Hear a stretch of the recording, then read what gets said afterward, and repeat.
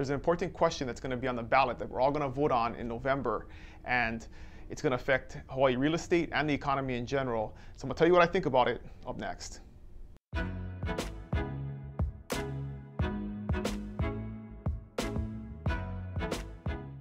Hey, what's going on, friends? Dylan Nonaka here with the Buy Big Island video blog, and today we're going to talk a little bit about politics and voting. It's going to affect real estate in Hawaii and really the economy in general. And what it has to do with is there's going to be a question on the ballot in November, which is really just like a month away when the election happens, that is going to ask the voters of Hawaii to change the state constitution. And that's how it works in Hawaii, is the legislature can pass a bill that puts a question on the ballot, which then goes to the people during the election, and the people vote on it.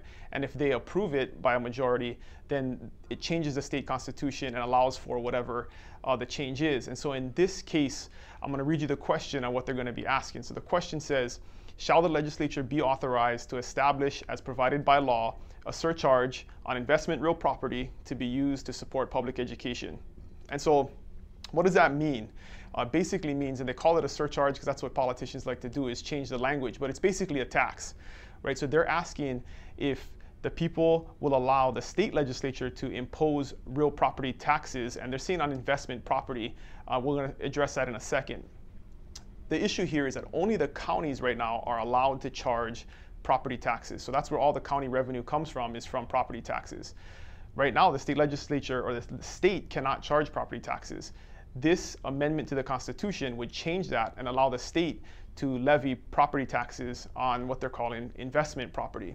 And that's one of the issues here that we got to address. And I want to qualify all this by saying, my wife is a public school teacher. I have 2 kids in public school.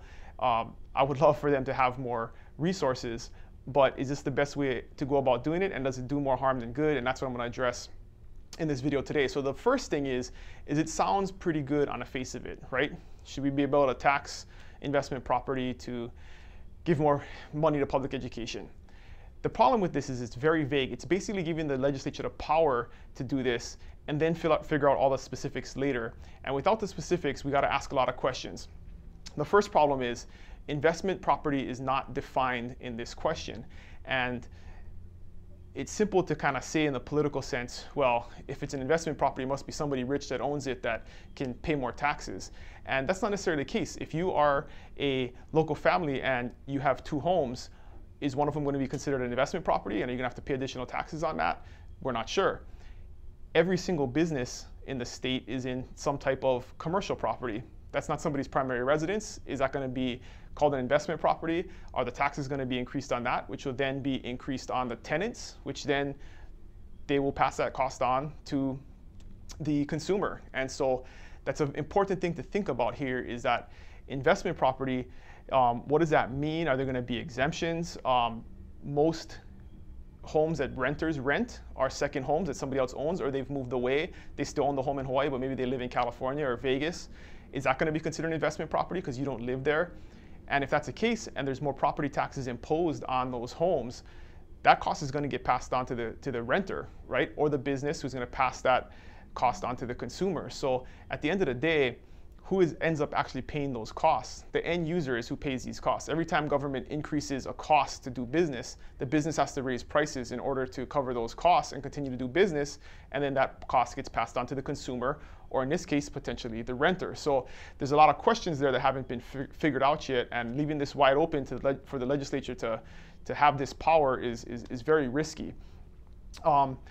Another bigger issue for the state of Hawaii is we're already one of the highest tax states in the nation. We have the 2nd highest income tax rates in the nation, and we already pay the highest per capita rate to the state in sales tax. We have a general excise tax, which is charged on every single point of sale. Very regressive, because people who live paycheck to paycheck that are consuming every dollar that they make are paying a much bigger share of that out of their income than somebody who's a higher income earner. So there's already a lot of big tax burdens that the state of Hawaii has. This would allow for another one, which in my opinion is not a good idea. It's already hard enough to live here.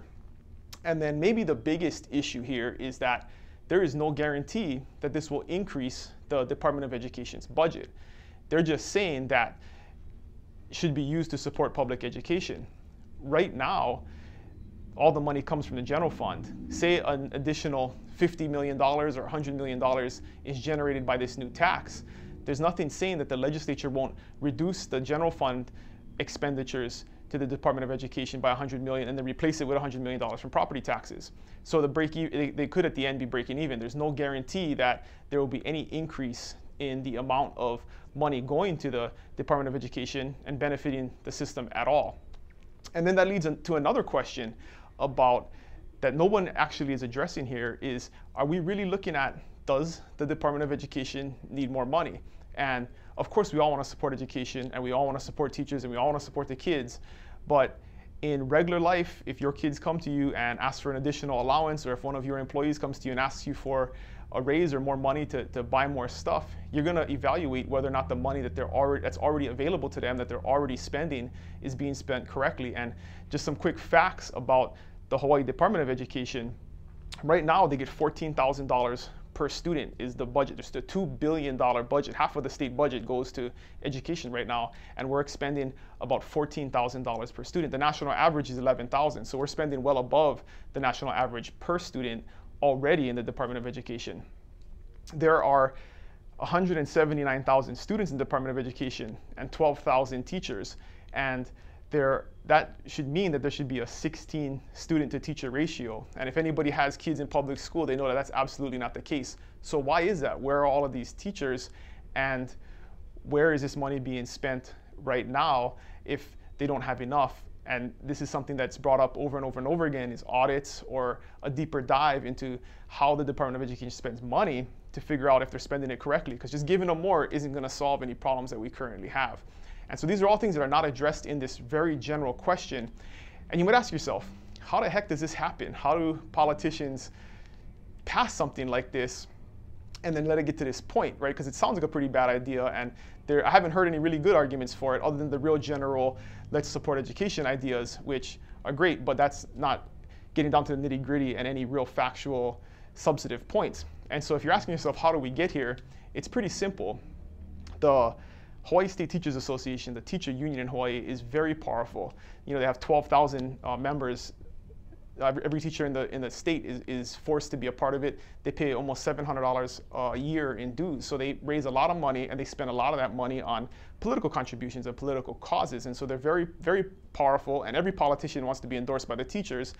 And so this is really a result of weak leadership and, in my opinion, spineless politicians who are doing this to appease the teachers union, almost knowing that it's going to fail, knowing that it's a bad idea, knowing that there isn't a lot of good reasoning behind it, knowing that it's vague, but they can go back and say, well, we put it on the ballot, the people voted it down. So they're making us do the dirty work, right? They're going to make the people go, guys like me come out here and speak against it and bring up these points of why it doesn't make sense, because it's not going to be their fault. They can go back to the teachers union and say, well, we did what you guys asked. We put it on the ballot, the people voted it down, and that's why it failed. And so it's really weak, spineless politics, and we see that all the time. But this is a really bad example of that, because instead of doing this the right way, instead of providing with more specifics, instead of doing it in a way where maybe it could pass, I think they're doing this in a way to set it up to fail and put the blame on the voters instead of taking the responsibility themselves as elected leaders in our communities. So lots of stuff going on here. The biggest thing is a lot of people skip these questions, or they just breeze over them and they read them real quickly and just vote yes. Please take a quick, not a quick look, but a deep look at these ballot questions when they come out in November. First of all, please register and vote.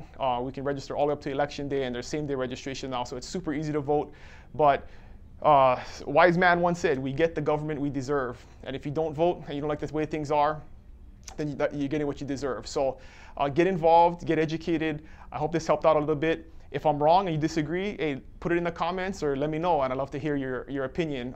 Always trying to get more information and broaden the scope of understanding of things like this. So let me know what you think. I hope this helps. Hey, share it if you think it is helpful for other folks.